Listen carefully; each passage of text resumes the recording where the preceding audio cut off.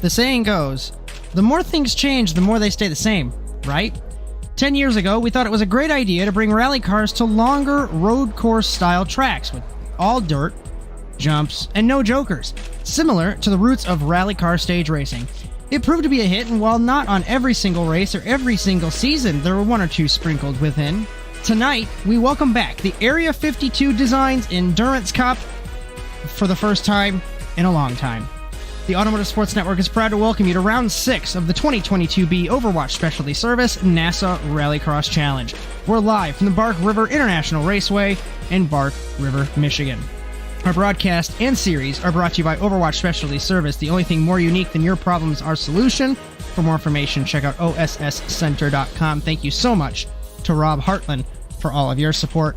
And Area 52 Designs, from race cars to logos and anything in between. Facebook.com/Area52DR. Thank you to Cody Erdman for your support as well. With Philip Kraus next to me in the commentary box, I am Josh Mertz as we welcome you here to Bark River. Phil, this track, blast from the past. It gives me vibes of the Island Rally track, which was based off of Bridgehampton. Huge jumps, easy to get it wrong, blind corners. How are you, and what do you think? Yeah, I'm doing good, Josh. How about you? But yeah, it's going to be a completely different experience for these drivers compared to what they've been doing for the first few races of the season. So it's a completely different skill set as well, just comparatively to the races we ran earlier. So it'll be interesting to see who adapts the quickest and who figures out how to get their Rallycross car around this track quickest. As a couple things coming into today's race, Francois Martel blitzed the field last week in Daytona Beach. Alex Abetty still holds the red plate. He finished behind his championship rivals Clogg and Martel, defending champion Josh Clogg and Francois Martel. Cody Crosgrove had some issues, had an incident last week. Jameson Huffman won the Sportsman Cup. Cody's still up by 12 points there. And some hack named Matt Hartley, the 2020A champion, is back as well. Do you have predictions coming into this race? I'm gonna be honest, Josh, I've got nothing. I don't think we've run this track in a while, so I don't think many of these drivers have really experienced this track, so it's gonna be, like I said earlier, a new experience for most of them, so I don't know. I think Josh has run it before, and Matt's probably run it before, so they're the only two with experience on this track to my knowledge, so we'll have to see how they go along. And Magnus. We'll have to go back and see. 16 cars here this evening. Our heat races will be 4 cars, 6 laps in each. Top 2 will transfer. Our semifinal will be 5 laps. Top 2 transfer gives us 10 cars, 8 laps due to fuel constraints here in Michigan. As we take a look at Jameson Huffman, the last week's winner in the Sportsman Cup, Josh Clogg, defending champion in the 199. He's 10 points down on Alex Abetty. He is tied with Francois Martel for second in points. And then it's a decent jump to Magnus. So this championship, of course, it's been up and down, but it's leaning more towards Abetty, Clogg, and Martel as we cross the halfway mark. As the Sportsman Cup, Cody Crosgrove up on Jameson Huffman by 12 points.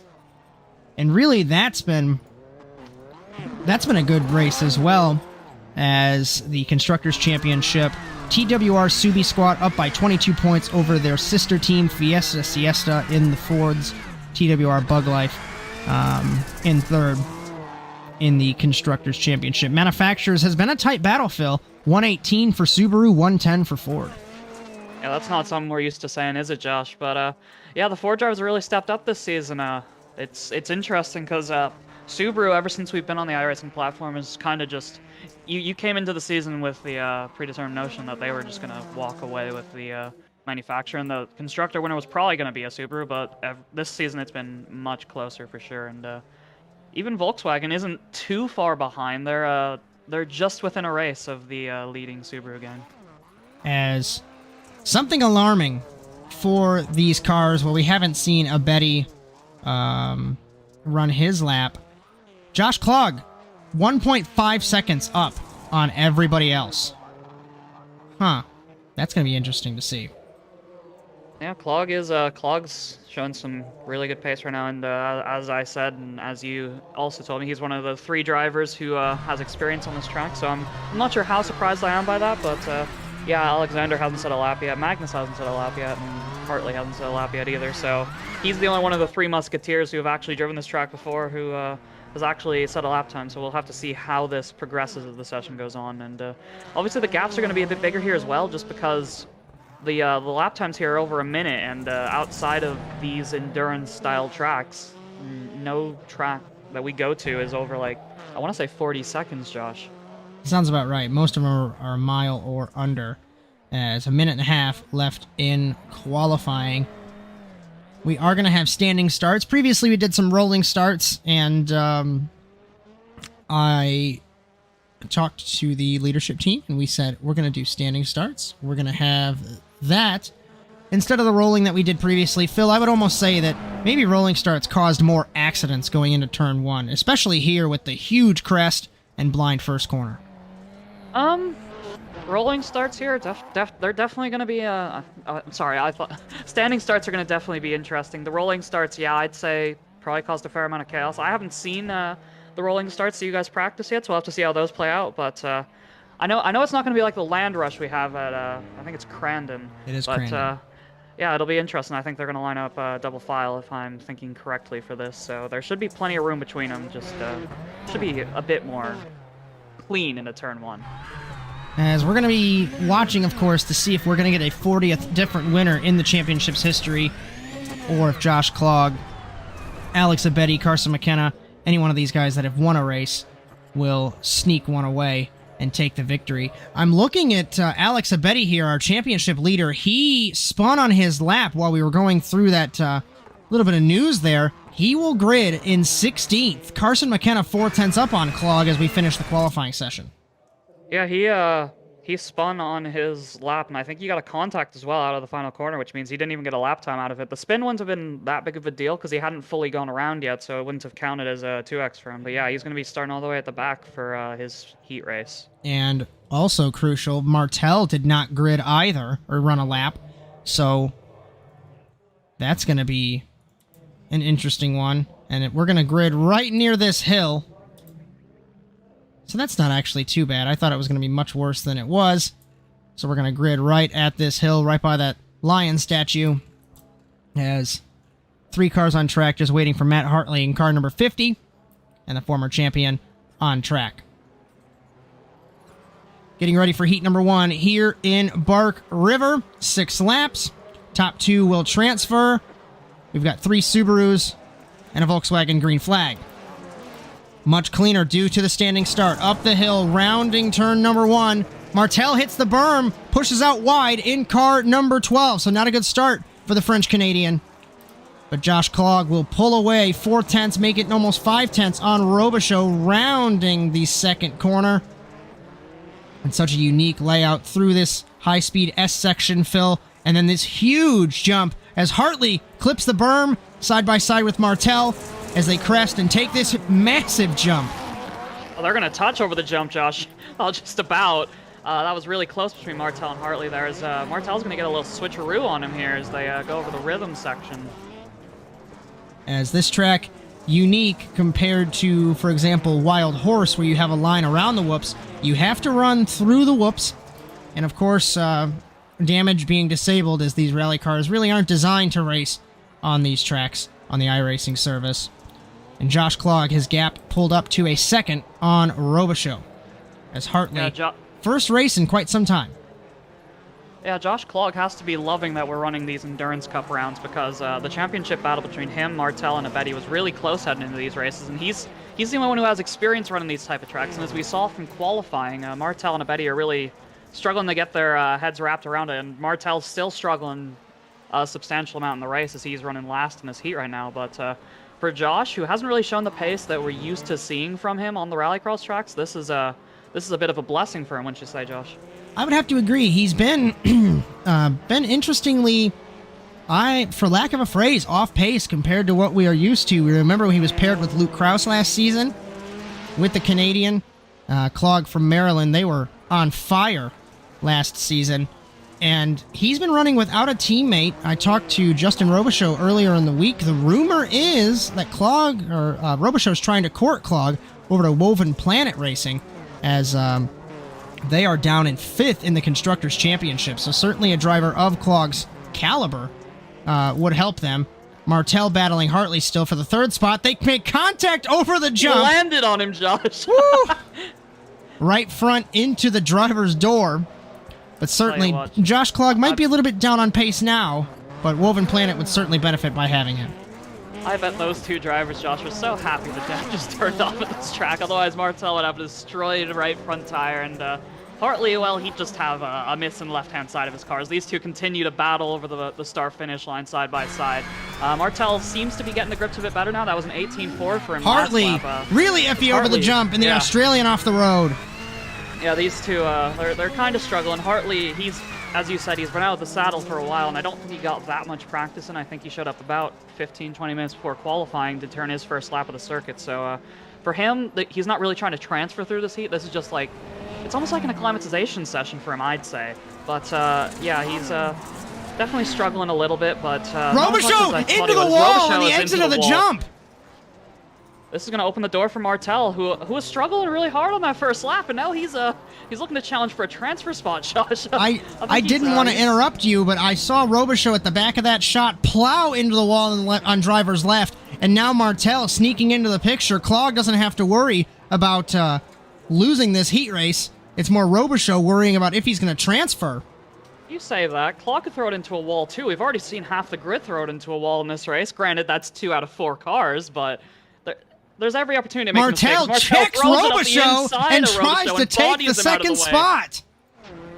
Yeah, that's a bit of a hip check. That's but it's also just something that it lends its hand to you at this type of track, Josh. As we've said in previous broadcasts of these Endurance Cup tracks, it's definitely a bit more argy-bargy. There's a lot more room, so you can get away with hip checking people and not really getting penalized for it. Hartley hip checked the berm exiting turn 1 for the 2nd lap in a row as we take cross flags here in Bark River. I wonder if Robichaux, if he can get close enough, if he returned the favor, but Martel nearly flipping. Martel in the berm, Robichaux in the berm as well. Into the berm. Yeah, that's definitely cost Robichaux a lot more time than it cost Martel, so I don't think he's going to be able to get back to him to repay the favor, but I'll say that. We've still got 2.5 laps left, Josh. These races are a lot longer than the heat races that we usually have on the dedicated Rallycross tracks.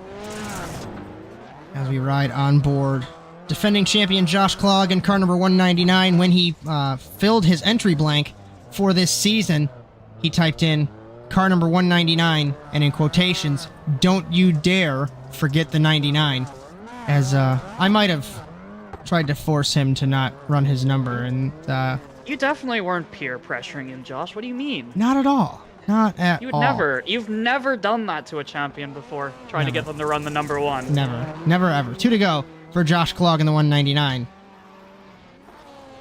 Martel, 5 3/4 seconds back. Robichaux, there's no might. That would have hurt his confidence. He's so close to getting by Martel, kind of repaying the favor, and that berm so tricky because there's no curbs. Obviously, it's an off-road track, so you want to get so close. Treat the berms like the walls, essentially. It's basically Monaco with dirt. Yeah, I'd agree. You have to get as close to those berms as possible because when you're offline, there's like the track hasn't really been driven on when you're offline, so there's just less grip out there. Like you don't really think about it on a track that's this long, but yeah, it's still a dirt track, so the dirt still wears in, and you want to be on the line that everyone else is using. Martel is retired. What happened to Martel, Josh? I did not catch that. Normally, I wouldn't throw it back with in a live stream, but I don't have an instant replay graphic. I apologize there. He just pulled off the track. He had to be, I think, out of fuel. Maybe. It's got to be. Because he was running here. He's running fine. Car sputters. He's out. Runs out of fuel. So Robichaux to the transfer, and Hartley gets close.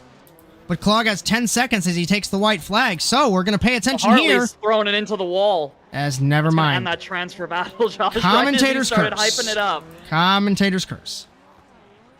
Yeah, Josh, we were talking about in the pre-race the fuel constraints here. I don't think we were really thinking about it for the heats, but yeah, these drivers are having to calculate the fuel a bit more than they would have to for the regular Rallycross tracks, because usually on those tracks, since they're all vaguely the same length, you can get away with just putting in the same fuel for each track. But here, you use so much more, and he ran out of fuel, so that's going to send him to the consolation race, and that's definitely thrown a wrench in his championship battle.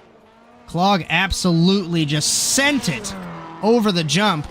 Almost ended up in the wall. The man from Maryland trying to get pole position here in Bark River. A couple more corners left to go. How can we forget the race?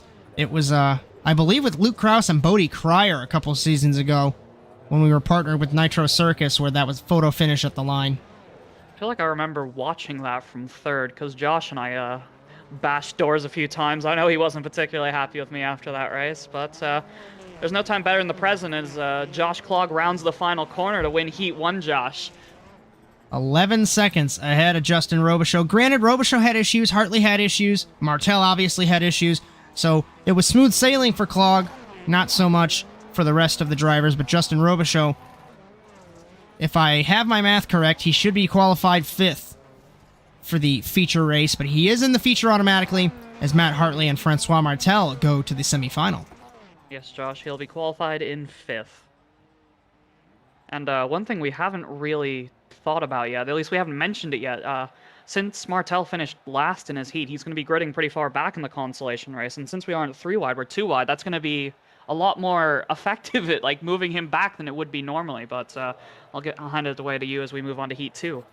As Justin Ament and Rakowski, Abedi, McKenna, 4 cars, Heat number 2 here in Bark River, 3 Subarus and a Ford, so still a 3 Subaru race, as we take the green flag for Heat number 2. Very slow off the line because we go up that hill. Abedi, remember, crashed in his qualifying lap, so we'll have to see what the German can do. Points leader with that red number plate. Carson McKenna, winner in Barcelona a couple weeks ago. Justin Ament for Damage Plan. Just Rakowski making a move around Ament for second. That was a power move. Outside for Rakowski. Will she take the spot? Ament has the run off the corner, it looks like. Side by side, nearly contact between them through the chicane. McKenna hits the berm. And we will take... finishes off that power move. Just no fear over that small little berm. It's completely clear. Justin Ament is now applying pressure to leader Carson McKenna. As Jess Rakowski trying to take the fight to McKenna. And you can almost consider these tracks the super speedway of NASA Rallycross because, granted, it's not a wide open race like that would, but it's not as frequently practiced because obviously it's not a part of the Rallycross tracks. As we hyper up, pushes it a little bit wide there in the 999, but still, we have names that have those chances to take the fight to the race leaders where they normally wouldn't. We definitely haven't seen this type of pace out of Jess this season. At least I haven't seen it, but I've missed a few races, so I think she might have made a final that I wasn't here for, but yeah, really impressive from her so far. I didn't expect that power move around the outside of Ament there, as looks like Abedi's going to be looking to her inside, but he's too far back to really get anything done as we start lap 2. Over turn 1, down the hill. Very foggy morning here in Bark River in Sim. So maybe that fog might be hurting a couple of these drivers as well. Abedi up the inside. But does she cut underneath the points leader? Can't get it done. Hits the berm. She had the slam on the brakes, Josh. She was already angling to do that, but she just didn't time it right as she hits the berm again. 999 in front of Ament, crosses the track. This is going to give Ament a chance over the jump. Looking to the inside of Rakowski, but Rakowski's going to hold it around the outside for now. These two staying side by side over the berms. Sorry, not the berms, the rhythm section. As that's what's very unique about the tracks here for the Endurance Cup.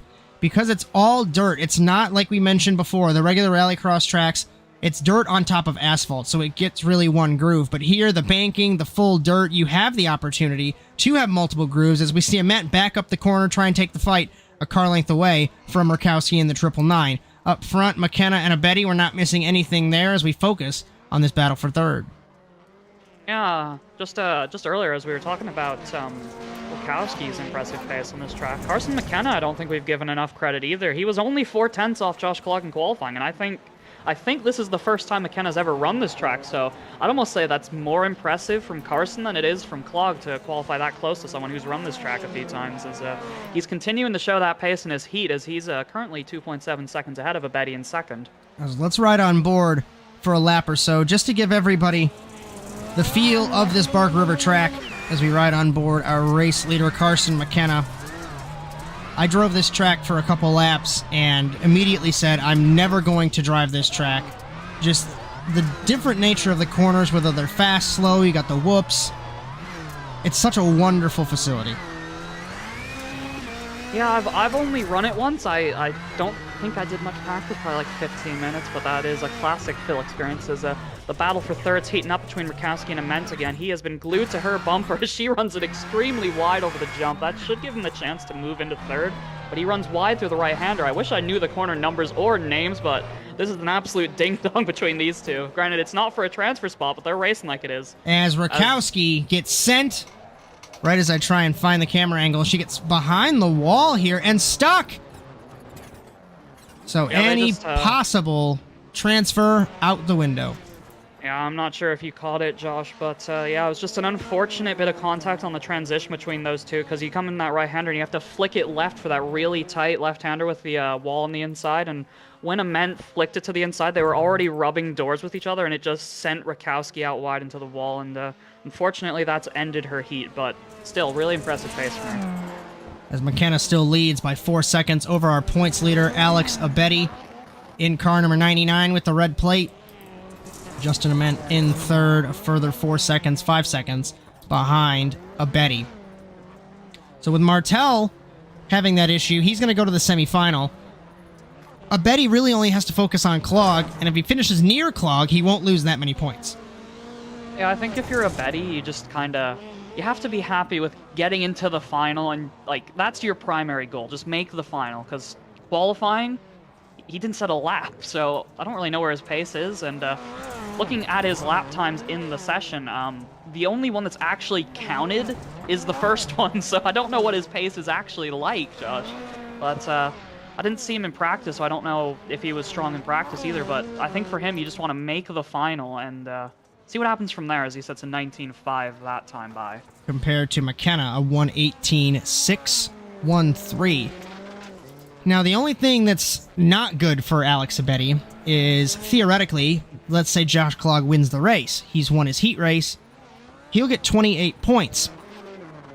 Abedi would have to finish third to be 1 point down on Clog. So, with Clog being on pace, this is not a good time for Abedi to have that issue in qualifying and have to catch up, essentially, to Clog. Yeah, but as we've said, I think his lack of experience on these type of tracks, this first race was always going to be tough for him. I think he'll be a lot stronger at Wild Horse later in the season, but he just really has to capitalize on the Rallycross tracks, which we still have 3 of left with Iowa, Sonoma, and Phoenix. He just has to make as many points as he can in those races and just try and do what he can here to just, like, limit the damage, limit the bleeding, per se, because Josh Clog, I definitely think, is the favorite to win this race, and Abedi hasn't really put that many clean laps together, but we'll have to see what happens, obviously. This is just the heat race, so anything can happen. It's NASA Rallycross, of course. White flag in heat number 2 for Carson McKenna, 4.5 seconds ahead of Alex Abedi, as Justin Ament in car number 2, 11.5 behind the race leader, Jess Rakowski. Just got released from the pit lane after getting stuck in the wall, so she'll take this time, get a little bit more practice, of course, as she gets ready for the semifinal.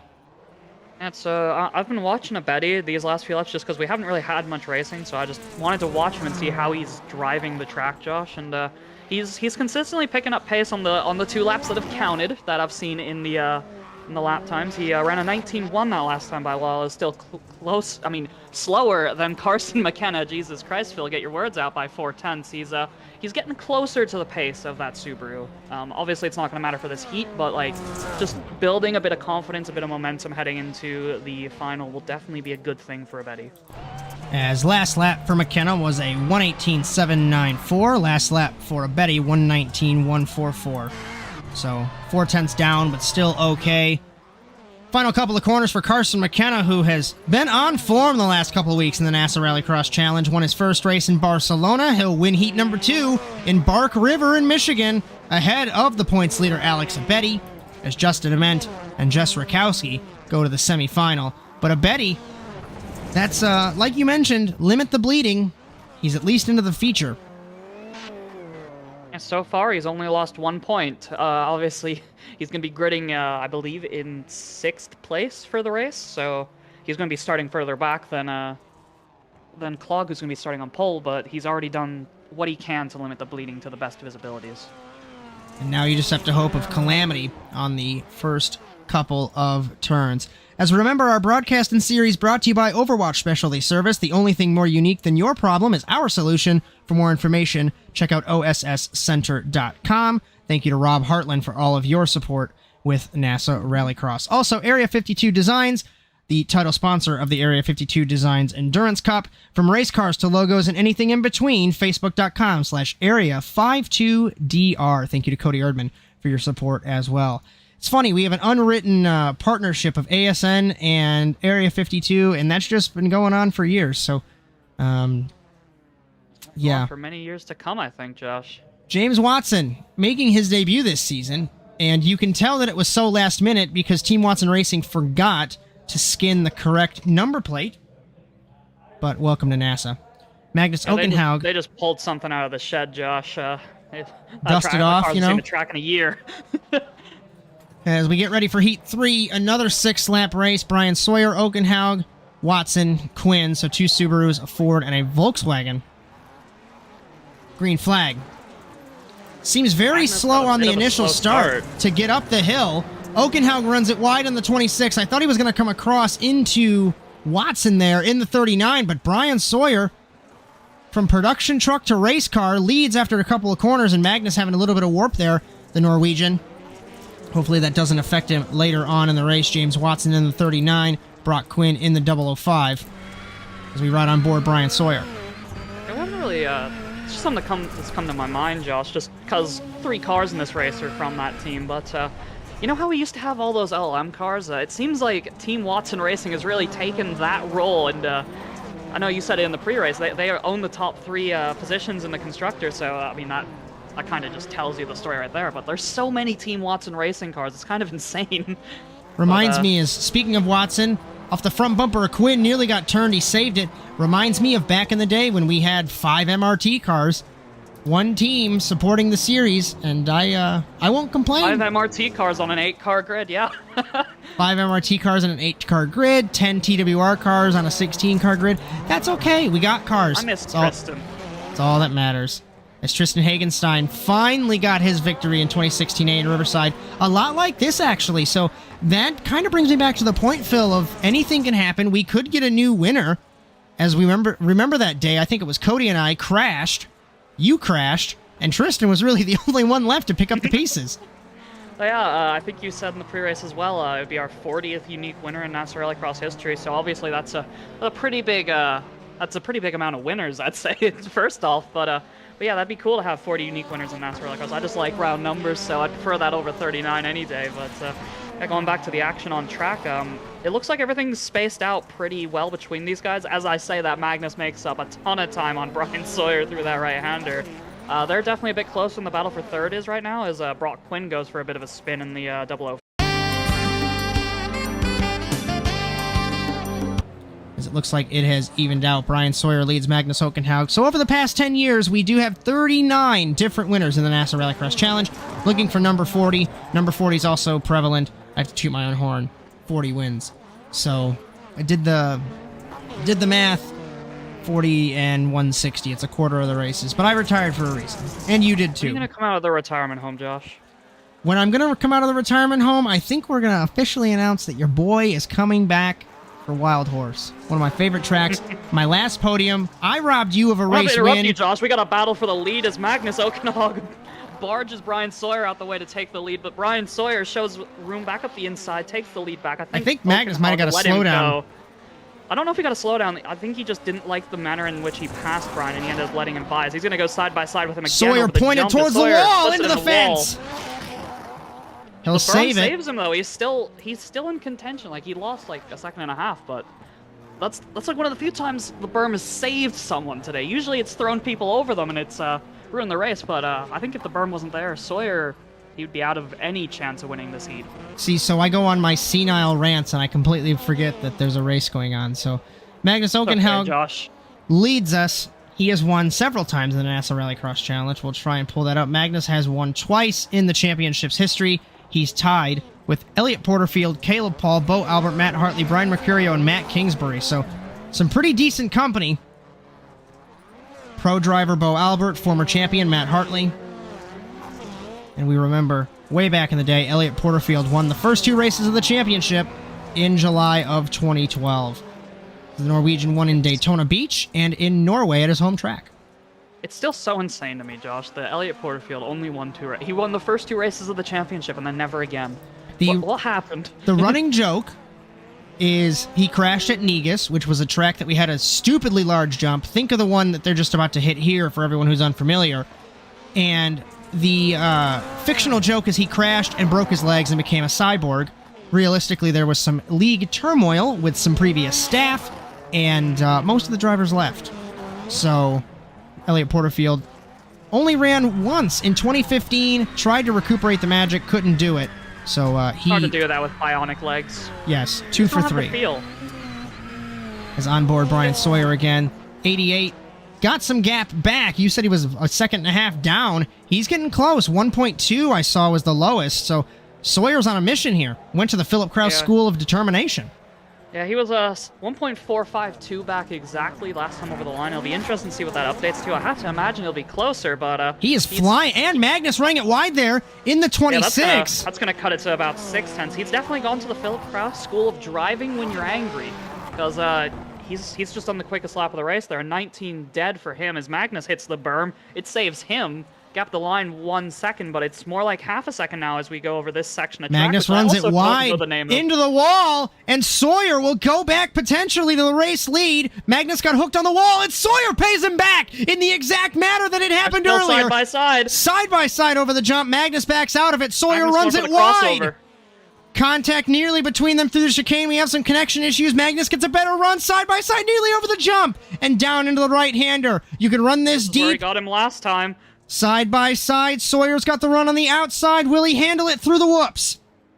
Will Magnus do an over-under? Oh, Will he do the throttle? He's run wide. Switcheroo for Magnus. I don't think he's going to get it, though. Sawyer's lined up. Nearly contact between them. And Sawyer holds the lead for the moment. But now he doesn't. Commentator's curse. He had an issue over the jump. I think Sawyer's going to get an over-under on him here, though. Magnus is running wide in the 26. And, yeah, Sawyer's going to get the over-under, but where is he going to use it? He's going to have to set it up for out of this corner as Magnus runs a bit wide. He hits the berm on the outside, Sawyer to the inside. But Magnus is still holding on despite the sloppy entry.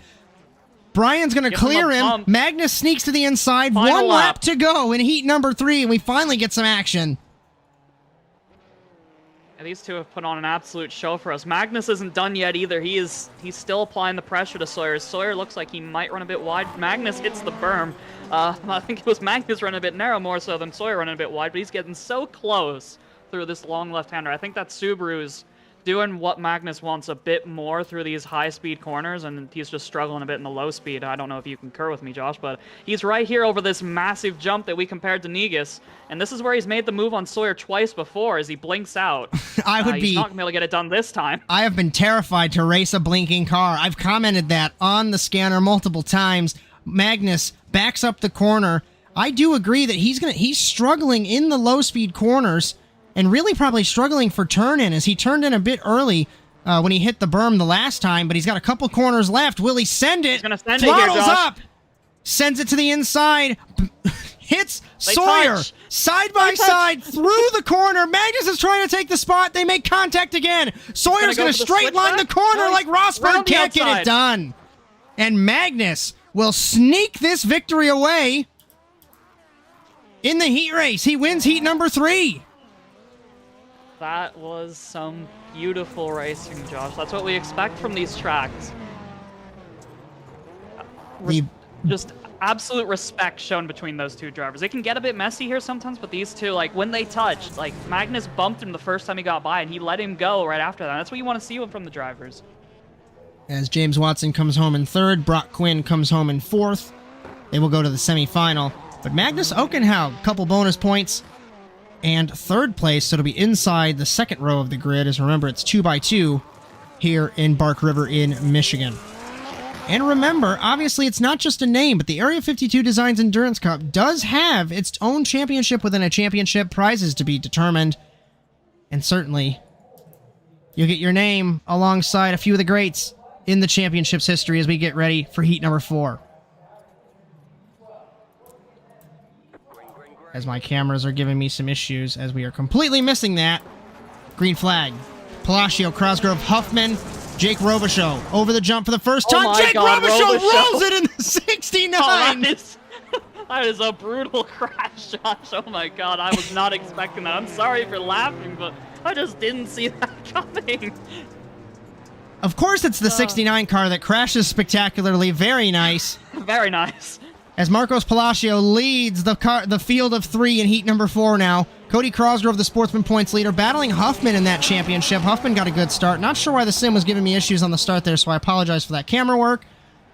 But down through the jump, through the whoops, rounding the corner. Hopefully I'll be able to get a track map and tell us what corners are what during warm-up, as we'll step away and we'll have some onboard audio for you. Palacio leads over Huffman, leads over Crosgrove. Crosgrove, the only last lap motorsports car here, where there was some disagreements with that team, and Crosgrove nudges Huffman in the 89, but there are disagreements with that team, and Crosgrove, the only one left, sneaks to the inside, takes the second spot for the moment, but he's riding the berm. Huffman takes the spot. Looks like there was a hip check there, Phil. Oh yeah, there was a tiny little hip check there. It was definitely a bit exaggerated by the sim, but yeah, he ran wide trying to do a block pass, essentially, which is something you talk about a lot more in bikes than you do in cars, but wasn't able to do it. Huffman was able to squirt the throttle and get back by him for the transfer spot. But Crosgrove's looking pretty racy right now. So it'll be interesting to see how this develops between these two cars, as Palacio's loving what he sees behind him. He's just driving away. Y'all keep doing what you're doing, huh? I'm not complaining. As we ride on board Palacio, the Argentine. Crosgrove hits the berm. As Crosgrove, we're on board with Huffman. We look at Crosgrove in the back of the shot there as our Sportsman Points leader, struggling in the 28. Very lucky. He was very lucky to not flip that Fiesta, Josh. He hit the berm. I thought he was going over, but it caught just at the last second. Like he was two-wheeling like he was in Monster Jam or something. But yeah, he's lucky to keep going there. Not quite as dramatic as Jake Robichaux's crash for sure, but he's going to have to get the hammer down if he wants to fight Huffman for the transfer spot now. As 3 seconds up on Huffman is Palacio, and then a further 3, make it maybe 4 seconds on Crosgrove from Palacio in the race lead. So, a couple races left, obviously, in the championship. We are headed to Iowa. Wild Horse, Sonoma, and Phoenix to round out this championship. We know how good Iowa is under the lights. Maybe. We'll see what they want to do. And then Wild Horse to close out the Endurance Cup here in 2022B. And then we've got the classic run of Sonoma and Phoenix at the end of the calendar. I think it's more so Sonoma than Phoenix. Phoenix it ends up at a place on the calendar. Yeah, there's nowhere really specific, but Sonoma is a staple at the end of the NASA Rallycross Challenge calendar, as Cody Crosgrove's going for a few barrel rolls again in the 28. I think that's going to effectively end his heat race, at least fighting for a transfer spot. There's still some seeding things that could be determined depending on if he retires or not between him and Jake Robichaux in the 69 car. But yeah, there's not much to talk about on track right now outside of the barrel rolls of the 28, Josh. So how about we give our viewers a little bit of history into the NASA Rallycross Challenge, like we were trying to do previously as we get close to halfway cross flags in heat number 4. So I always hate bringing up my stats: 6 championship, 40 wins, top of both lists. Philip Kraus second on those lists, 4 championships and 24 race wins. Doomed to the MRT, retirement home, commentary cube, whatever you'd want to call it. Certainly having fun calling these races on the Automotive Sports Network. No Chris Wetz today, third all-time on the wins list. I don't think he has the track. And what's interesting is the next active winner is Josh Klog, our defending champion in car number 199. He's 14th on the wins list with 4 wins.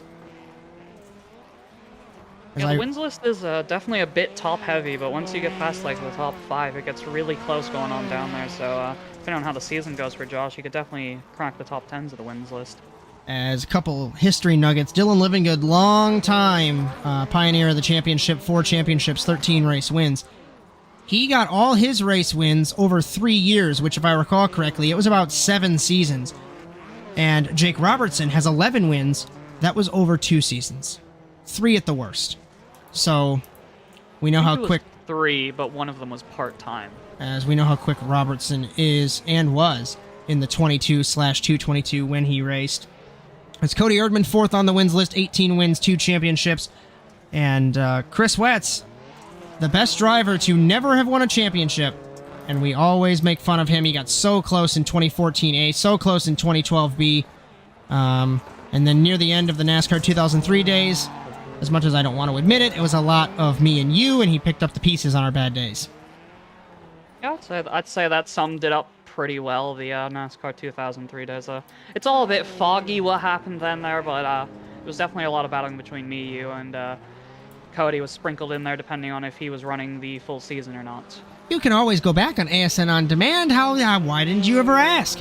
As youtube.com/ASNTVUSA for all the past NASA Rallycross broadcasts. You'll get our broadcast of the Service Experts E-Roval Series and, of course, the Overwatch Specialty Service NASA Rallycross Challenge. Coming to the white flag, Palacio Huffman still sits in first and second, winning and in a transfer spot. Cody Crosgrove, after some vehicular gymnastics at this very jump, 15 seconds behind the race lead, and Jake Robichaux. They were competing for the gold in the vehicular gymnastics competition. Jake Robichaux, spectacularly, I would say, won that on the first corner. Oh, Josh, you didn't see Crosgrove's gymnastics on, I think it was lap 3, but it's closer than you think. Over the big jump? I absolutely watched that. It was spectacular that he landed on his hood and rolled down the hill.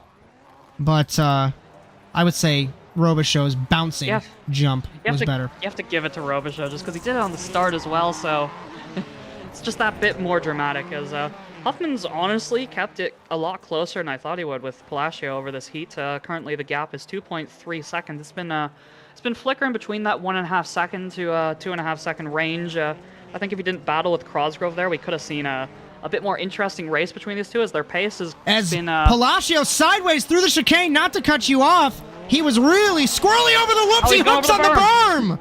On the white flag! Crosgrove way far back. I don't think it's going to affect him. No, Palacio hits the wall! I just had to say something, Josh. Right when I start talking about the race again, someone crashes. I'm sorry, Marcus. Oh, jeez. Crosgrove got nowhere close for Crosgrove to take that spot, but Jameson Huffman loves this. He crucially, remember, you get credited with points if you win a heat race as a sportsman car. You get points in the Sportsman Championship. So this will give Huffman 3 points compared to Crosgrove's 0, and there's no guarantees that Crosgrove will make the feature. Yeah, that's currently a 12-point gap between those two in the Sportsman. That'll cut it down to 9, so definitely going to make things interesting there. As Huffman just has to make sure he doesn't bin it through this final long corner, and he's going to take the Heat 4 victory, Josh, which I didn't think I'd be saying. As immediately goes to celebrate the 89. Didn't expect that, I don't think he did, as Palacio comes home in the 84 in second. As Crosgrove in third. And we ran into this... I don't think we've ran into the issue on the iRacing service just yet, but we remember on the NASCAR 2003 days, I know, shut up about it, but we would have, for example, 2 privateers, they were called privateers at the time, 2 sportsman cars, they would get split. One would make the feature and one wouldn't, and what's nice if you're the guy that makes the feature, you win uncontested in your championship. So, if I was Huffman, I'd be wishing, not intentionally wishing bad luck on Crosgrove. Yeah, it's going to be harder for Crosgrove than normal because I'd say we have some pretty quick cars in the consolation race today. Just because there's some faces that usually aren't in the consolation really, and he's going to be gridding what, like 4th or 5th. So a guy named Francois Martel will be gridding in P5 for the semifinal.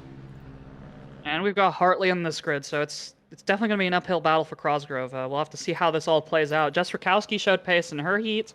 It's going to be interesting, Josh, as we should be building up to the lights here.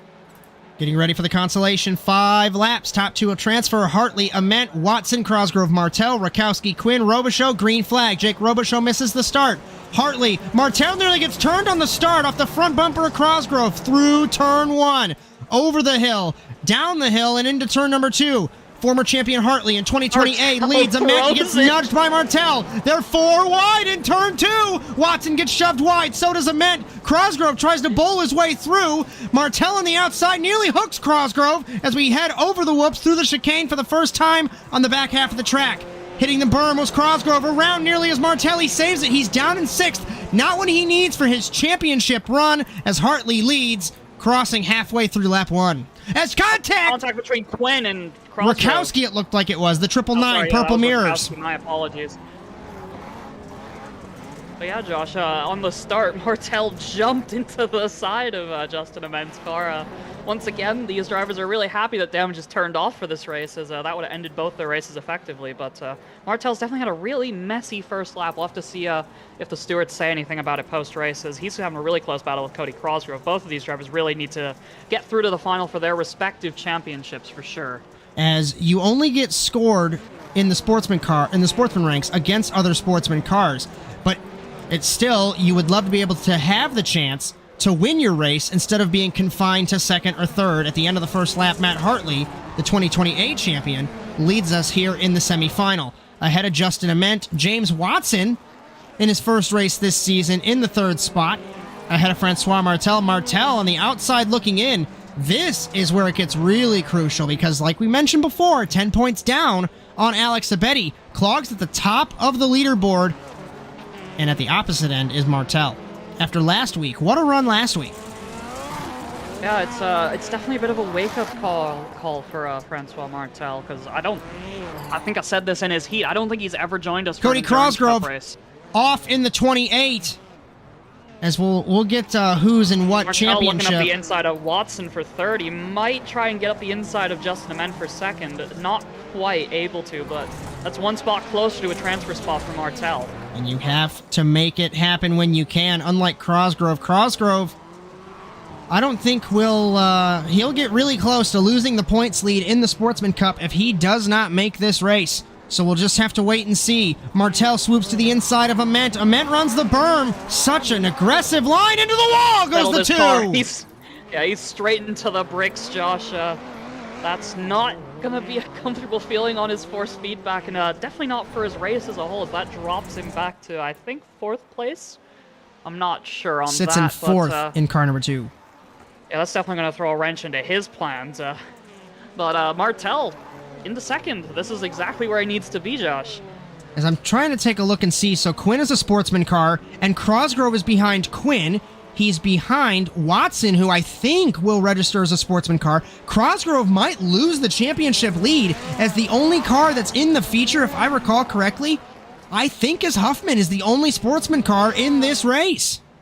Yeah, this is huge. That's correct, Josh. And Crosgrove could still lose spots to another sportsman car in Jess Rakowski, because they're running quite close on track with each other.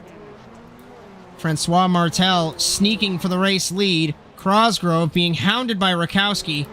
As we take a look up front, coming to 2 laps to go, former champion Hartley. Like we've mentioned before, the over-under.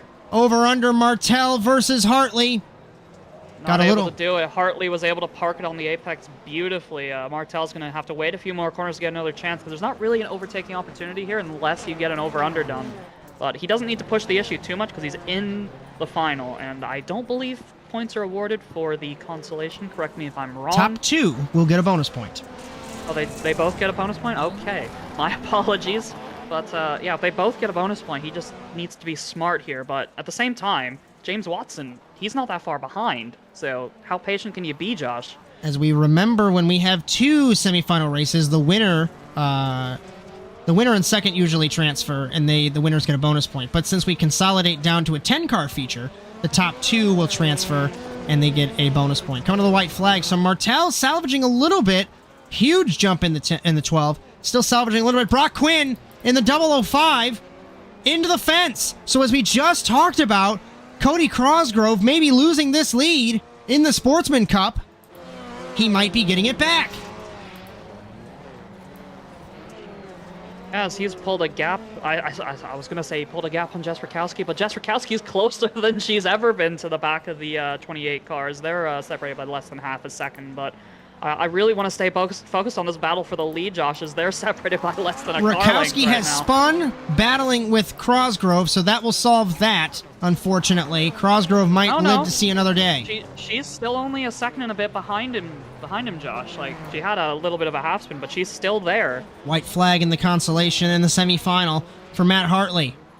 Hits the berm. Martel hits the berm. They were both destined to flip in turn one.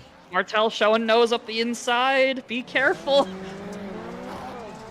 Martel, play it smart is what I would do. You've got a transfer spot. You've got a bonus point.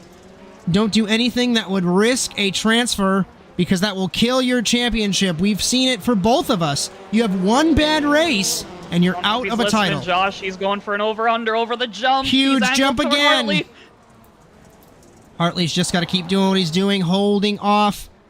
Car number 12, Francois Martel, through the whoops, rounding the corner over the penultimate jump. This is such a tricky sector. Let's ride on board Martel in the 12.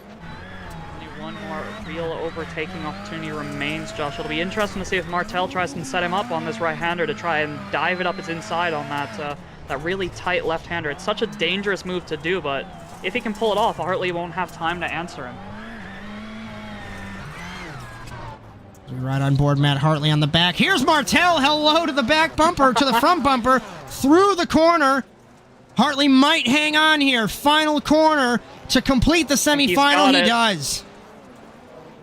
Hartley wins the semifinal. Francois Martel comes home in second, finishing 11th overall. James Watson. 12th will be Justin Ament. 13th will be Cody Crosgrove. Crucially, in front of Rakowski and Quinn and Robichaux, but still behind James Watson, unless he's out of fuel.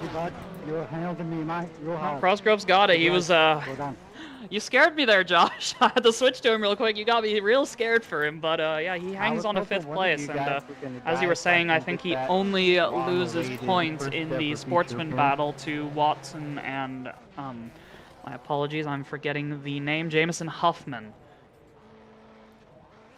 As Cody Crosgrove immediately disconnects from the session, the Canadian will potentially lose the sportsman points lead. As we're going to step away for just a moment, you'll have some onboard footage, onboard engine noises. We're going to take a breather, and we'll be back in probably a minute or two.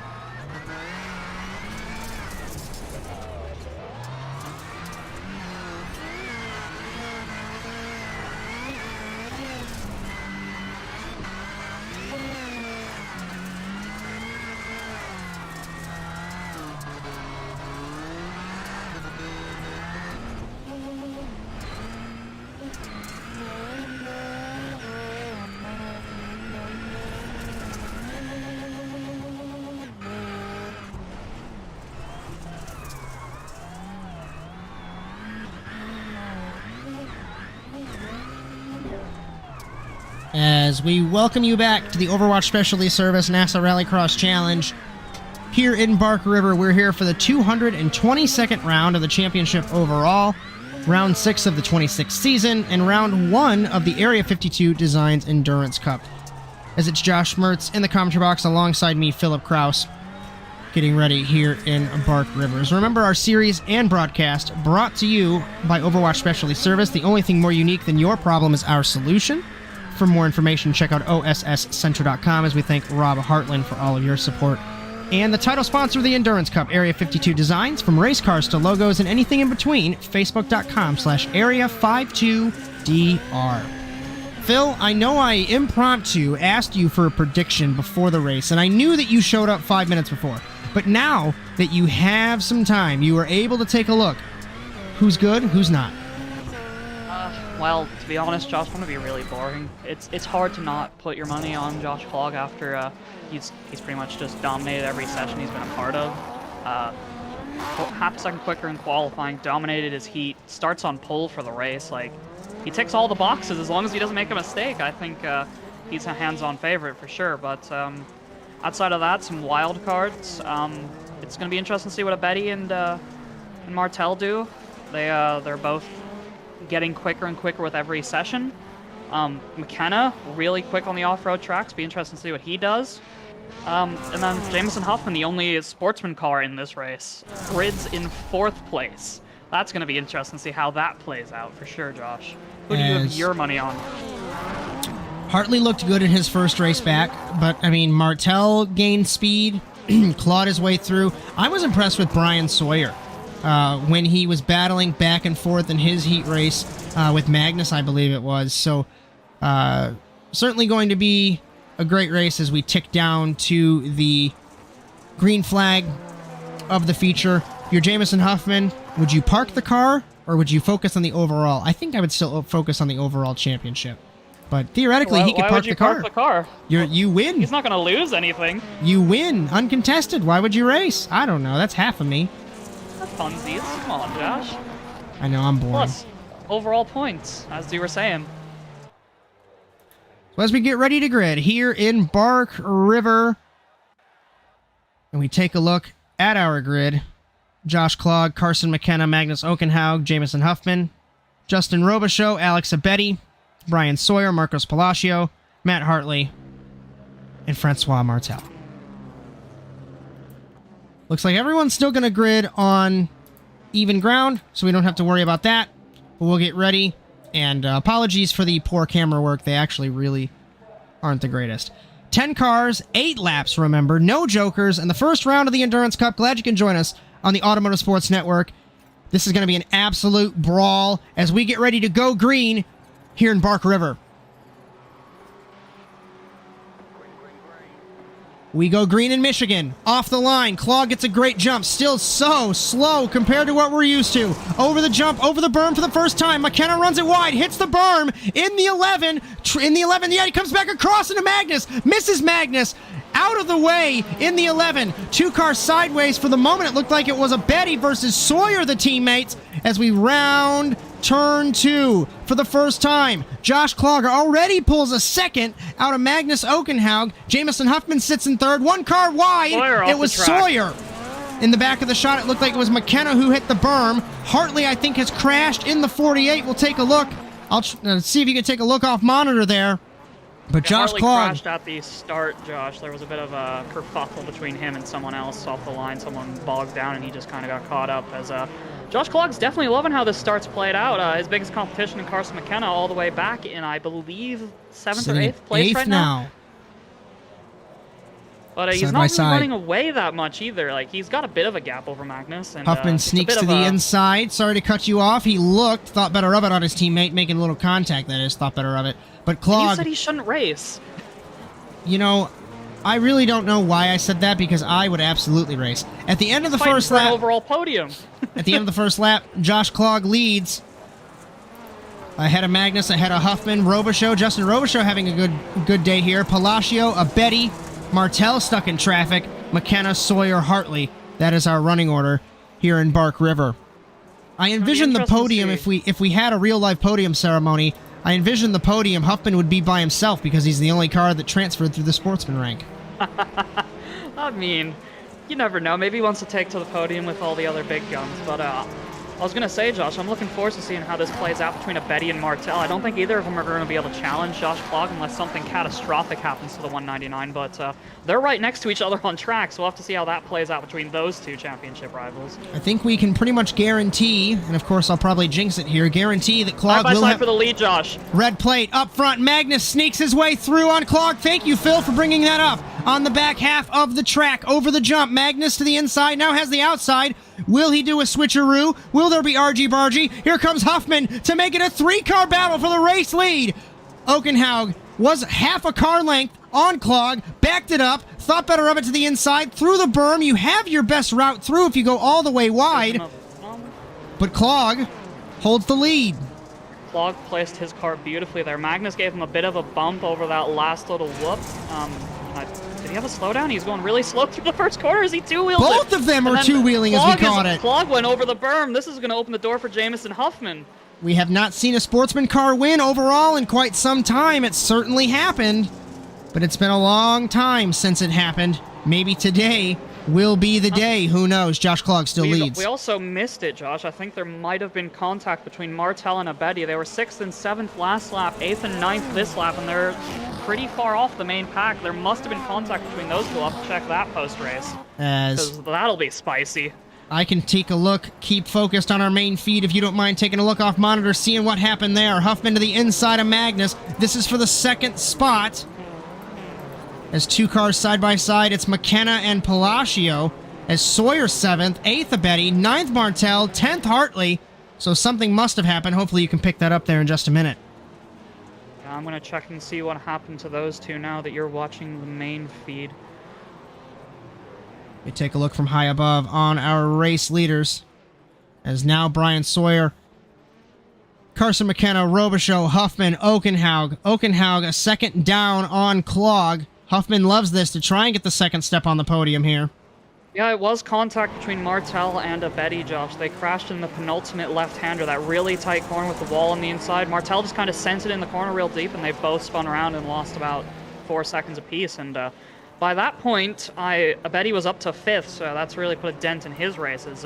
He's had another incident. Wide in turn 2. He's going to lose potentially the 4th spot. No, potentially he will lose it to Carson McKenna, and almost losing 5th, to Palacio. Huffman 3rd, Okenhaug 2nd, Josh Clog still out front as we get close to cross flags. It's been a lot closer than I thought it would have been, Josh. Magnus has been applying the pressure, which I wasn't sure would happen based off the pace in the heats, but obviously Magnus was having that battle with Brian Sawyer the entire time, so we didn't really get to see the absolute pace of that 26 car, but at the end of the day, it's not really surprising that the two guys who have run this track before are running 1-2 right now. As we know how hungry Magnus is for a race victory, it has been quite some time since the Norwegian took the checkered flag. I could actually go take a look, but I don't want to take too much time as he is hounding the back bumper of Josh Clog. I believe you said it was Norway, Josh. I'm not sure which season, but I'd have to guess one of the 2020 seasons. So it was his first 3 races in the championship. He won in Daytona. The 3rd round, he won in Norway. Put it into perspective, that race, 159. This was 222. So it's been 60 races since he has won, if that math is correct. He's showing up the inside, Josh. Giving room, still side by side. A groove up from the berm is Okenhaug. Clog holds it on the outside. Still maintaining this race lead. Traction out of the corner, but Clog's definitely under a lot more pressure than he probably thought he would have been after his dominant display so far. So he's going to get real close to the wall over the jump. That was terrifying. And remember what we've said so many times before. Anything happens in NASA Rallycross, and it usually does. Who's the guy in 3rd? Who's a sportsman guy? And who could steal this show if these two come together? Huffman. He's also gone 3/10 quicker than our race leader last time by. He has been closing the gap on these cars. Is he going to be able to make a move? I'm not sure, but he is quicker than them right now. Right on board through the field here.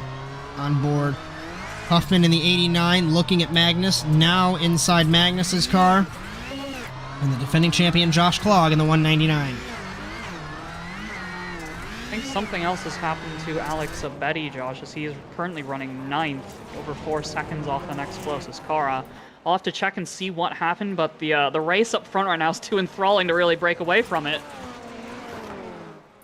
As Magnus sits in second, he was half a second down over the first jump, clawed it back down to 4/10. So tricky. This chicane over the jump. Your turn-in point's blind because you're flying through the air. And Huffman aced that first apex. I don't know if you saw it on your feed. He is flying. 1 minute 18.378. 1 minute 18.9 for Okenhaug. 18.4 for Clog. Huffman's the fastest car here as we're getting close to 2 to go. It's 2 laps in a row that 89 car has been the quickest on track, but Magnus is applying the pressure again to Josh Clog in the 199. I don't think it's over between these two. And if they tangle, Jameson Huffman is there to pounce. As I don't have enough time to be able to pull up and see who the last sportsman and overall winner is, but I'll certainly have the fact for you next week.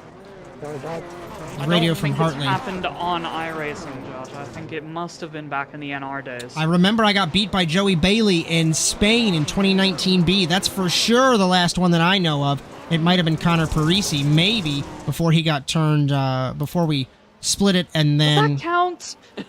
Yes and no.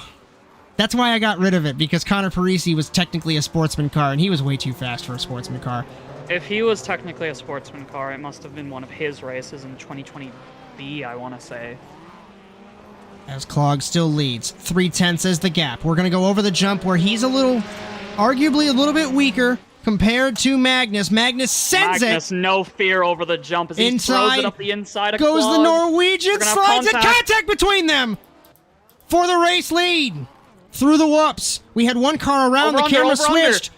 Magnus to the inside. He takes the spot. Will Clog fight back on the berm? Can't get it done. Magnus to the race lead. You know who's right behind them now, Josh? We've been talking about him on and off. Jameson Huffman. This is what he wanted to see, these two battling. It's helped him close the gap. I think he was within a second now of these top 2 cars. As we have a battle with Sawyer, Palacio, and Martel in the back of the shot. That's what the director keeps trying to cut to, but Okenhaug will round the final couple of corners, take the white flag, and try and win his 3rd race. It has been a long winless drought for the Norwegian, and he's got defending champion Clog all over that rear wing. You know who's got to be loving this? Besides Magnus? Martel and Abedi, because they're both not having the best of races, and this takes away a chunk of points from Clog if Magnus can hold on for this win. As it is a decent amount of points. You get 25 for winning, 20 for second, so that will take 5 points away if he can hang on. As we ride on board Clog through the chicane, exiting the chicane, over the jump. This is arguably where he lost it that last lap. Oh, he's pointed toward the wall, Josh. Oh, he manages to catch it. I thought he was into the wall. Huffman from 3rd. He saves it. Here's the battle for 4th on back. They aren't anywhere close. It up the inside. He's doored him. Clog to the race lead again. Will Magnus take the fight? I don't think Magnus is going to take that kindly. Magnus nudges him! Contact between them side by side. Over the jump, coming to the last section of corners. And Josh Clog back to the race lead. Be ready for the send, Josh. Be ready for the send. Magnus backs up the corner to get the run. He nudges him again! This is the battle for the race lead for the victory in Bark River. 2 corners left. Clog, elbows out, both of them. Magnus hits the berm, runs it on the bankment, and he might hang on to this. For the first time in 60 races, Magnus Okenhaug will win in the NASA Rallycross Challenge, beating Josh Clog in a last lap pass. Clog comes home second. Jameson Huffman wins Sportsman, and on the overall podium, ahead of Brian Sawyer, Marcos Palacio, Francois Martel, Justin Robichaux, Abedi, McKenna, Hartley. Wow. Got spicy, Josh. What happened to Carson McKenna, though? I swear he was running in 4th place. I'm going to have to look back and see. It must have happened on lap 7. What a race. And that is why the Endurance Cup rounds do not go away. You never know until you take the checkered flag. You know, Josh, I think Carson McKenna wins the vehicular gymnastics award for the final. I think he was the only car who flipped, but yeah, on lap 7 through that blind left-hander just hit the berm on the inside and had a massive crash in an 11 car. And that drops him from 4th to 8th. As But wow. what a race between those top two cars, Josh. It was so respectful for the first 7 laps, and then on the final lap they got the elbows out with each other because neither of them were willing to concede victory to the other. Absolutely insane. Magnus's first win in 60 races. He's been so close so many times since that last win in Norway, but he finally seals the deal here in Bark River. As we're going to try and get Josh Clog on, hopefully you can handle that for me. I'm going to bring in our third place man, Jameson Huffman, after a crazy heat race on the overall podium, but winning the sportsman race. How are you? How was your race? And you, my friend, I think unofficially might be in the championship lead for the sportsman cars. It was a very good race. I was very happy to have pace to run with the front guys for once, and kind of contend for the fight. I was up there initially, and then as soon as the track started to set in a little bit more, then they just started pulling on me more and more. But I hung on until I clobbered the wall and then went off at the banking on the last lap. But it's a lot of fun. As was that I don't think Josh will tell you, but he was talking pre-race that maybe you shouldn't even take part. You really showed him by taking third place. Yeah, today. I got roasted. I really well wasn't. done on that. How hard? Let's gloss over me roasting people or getting roasted. How difficult? This whole track, of course, is difficult, but a couple places where you're jumping and you really have to trust that you're turning in before you jump. I mean, would you agree with that?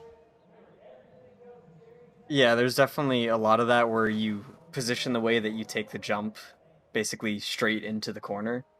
Kind of almost pretty much every jump is like that, where you got to point your car the right way before you take off, because if you have like any sort of steering input before you take off, and it changes your trajectory so much. Like, I know where I hit the wall, that was because I had a slight steering input, and that just put me all the way left straight into the wall. And that was a small one. They're pretty easy to have big ones. As anybody you'd like to thank for third place overall in the sportsman victory this evening? I would like to thank my teammates for a setup, because I don't know what I'm doing with these cars for setup wise, and James Watson for giving me a team to race with. Phil, you got anything for our third place man?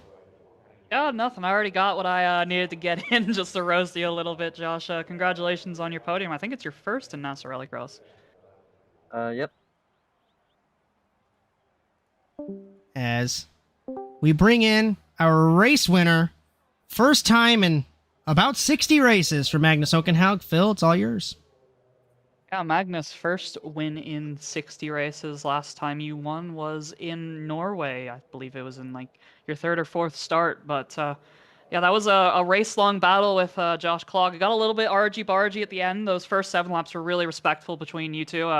Talk us through that race and how it felt from inside the car. The plan was to just stay inside the top three, like not fall backwards in the pack. And then midway through the feature, I noticed that I had the upper pace on Josh, and then I just tried to tidy up my lines because I saw that Josh was like a bit inconsistent during the feature, so I tried to take advantage of that. And then when I got to reach his bumper, I tried to let him know that I was there. I was not trying to bump him off or not anything. I just tried to disturb his flow during the track. And then I made a pass, and then on the last lap, I overshoot the fast left-right chicane a bit, so I got a slowdown on the last lap. So I had to serve that while defending and attacking Josh on the same time, and yeah. And we didn't even clock that you got that slowdown on that last lap. No, but like, I went a bit too wide before the big jump, before in that left-right section. Yeah. And after so much, like I've been in contention for the win multiple times, like since I started racing NASA, but like it's always ended like in tears, and like finally it has worked out for me, and I'm so happy. Yeah, a really good drive for you, Magnus. Congratulations on your third win in NASA Rallycross competition. Is there anybody you'd like to thank for putting this together for you? I would like to thank my team, Team Boston Racing, for their amazing support. And we're working very well on the setups, like the car is working almost better and better for every race. And it can only... We sort of, like, for me, I feel like I reach the top, so I feel like I can just carry this momentum throughout the rest of the season and then challenge the top 3 ahead of me. One thing I don't think I've mentioned yet, Josh, this should bring Magnus back within, like, touching distance of the championship battle. He was 29 points behind coming in, but with that win, that'll bring you, I believe, 24 points back, so within a race again. How do you think you can challenge for that with 4 races left in the season? Do you think it's realistic to aim for a potential championship run, or are you just trying to collect wins? I would rather just try and take it race by race, see what happens, because in NASA Rallycross, like, so much can happen, like a championship can like swing in any moment. And I'm just gonna try and keep it consistent from now on. Like, I was not aiming for winning tonight either, it came by a big surprise by me, so if I can stay in touch with the top 3 guys, like finishing like consistent in the top 4, I should be able to get closer and closer to the championship battle. That's definitely a noble way to look at the potential prospects for you in the championship. Really well done today, Magnus. Congratulations on your 3rd win. Hopefully we'll be talking to you again after Iowa next week. But once again, really, really well done. Congratulations. Thank you very much. As confirmation of the results this evening here in Bark River, unofficially Magnus Okenhaug wins 0.6 of a second ahead of defending champion Josh Klog. Jameson Huffman wins Sportsman and on the overall podium.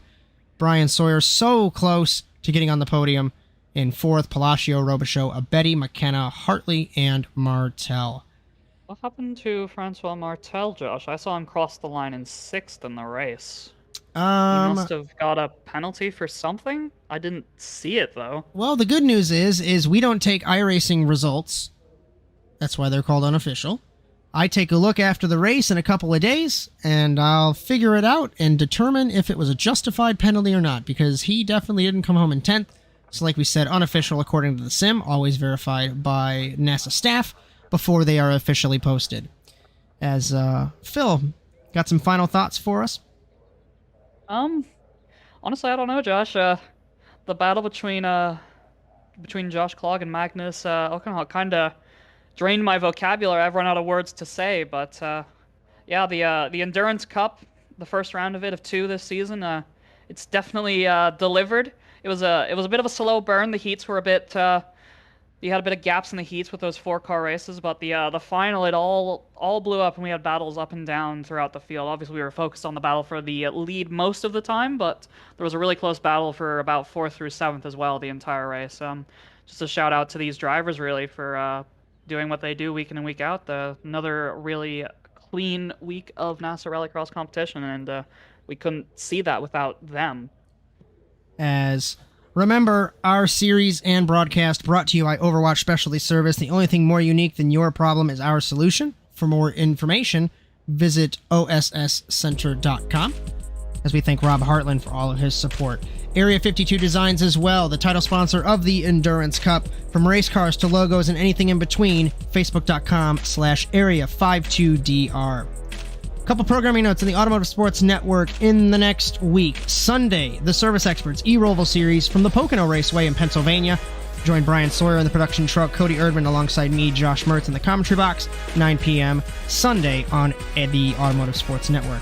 Next Monday, the Overwatch Specialty Service NASA Rallycross Challenge from the Iowa Speedway. Philip Kraus and myself, Josh Mertz, commentary box, 9 p.m. From all of us at the Automotive Sports Network, Brian Sawyer, Cody Erdman, Philip Kraus, I am Josh Mertz as we congratulate Magnus Okenhaug on his victory. Either way, we'll see you in Pocono or Iowa in a week's time. Until then, so long, everyone.